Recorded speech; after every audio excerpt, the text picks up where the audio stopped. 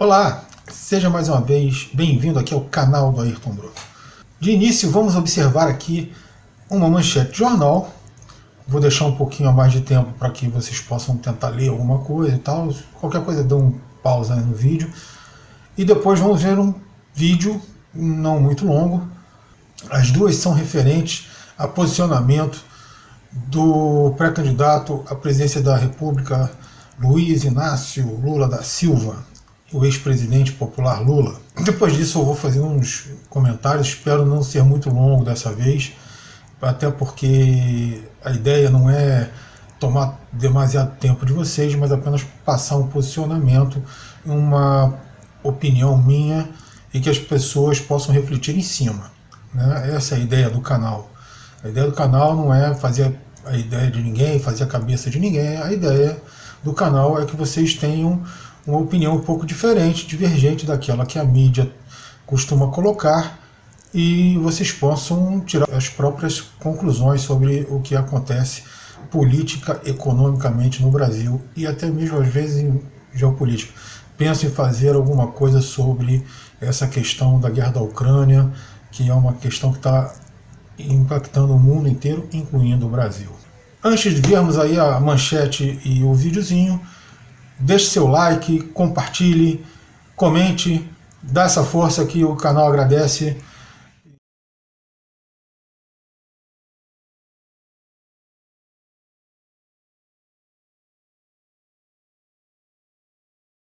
Depois do companheiro Renan virou ministro da Justiça do Fernando Henrique Cardoso.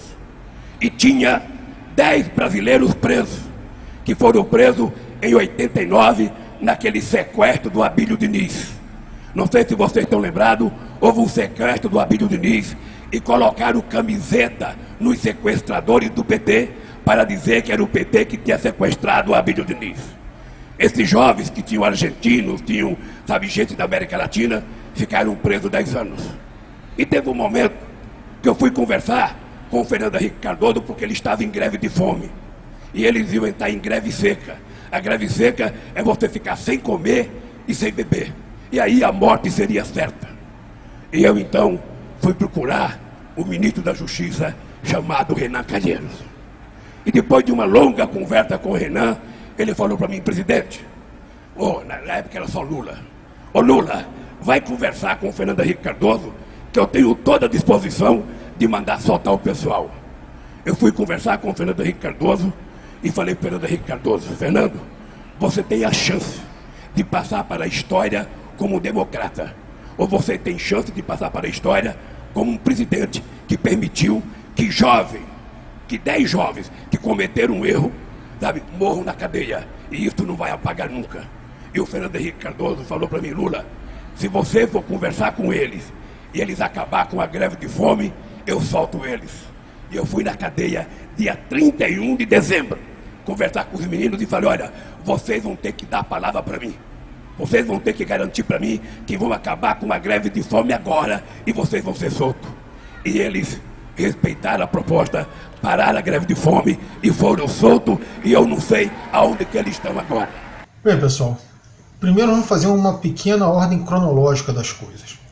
Renan Calheiros, ele foi ministro da Justiça do Fernando Henrique Cardoso no final dos anos 90. Para ser exato, de abril de 98 até julho de 99. Se ele foi bom ou ruim, eu realmente já não lembro, também não vem muito ao caso aqui. Bem, então, esse vídeo onde ele afirma ter procurado Renan Calheiros como ministro da Justiça, se ele fez entre abril de 98 e julho de 99, depois a reportagem do G1 é de 2010, e esse vídeo que ele gravou foi a semana passada, agora em 2022, né? E ele tem 3 atitudes completamente distintas, né? Posições distintas sobre o mesmo assunto, a depender daqueles que ele quer atender, o que ele quer atingir. Ou seja, na verdade ele não é uma pessoa, como muitos dizem, carismática. Ele é um grande mentiroso, um grande enganador, uma pessoa que muda de opinião, muda de posicionamento de acordo com aquelas audiência que ele tem pela frente. Ele fala o que ele acha né, ou que ele sabe que aquela audiência determinada que espera ouvir dele. Né? Ele não tem uma posição, e é por isso que ele não fala abertamente sobre o programa de governo, porque ele não tem programa de governo, porque o programa de governo dele é aquilo que as pessoas, os grupos de pressão vão conseguir tirar dele.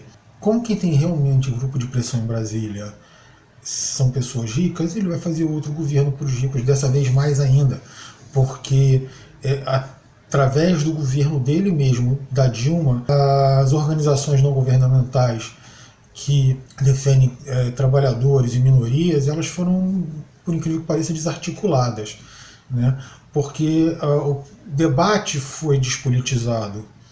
Né? Infelizmente, esse é o Lula, uma pessoa que despolitiza e que de carismático não tem nada. Né? Ele é um grande enganador e que muitos preferem chamar de carismático. Eu não acho.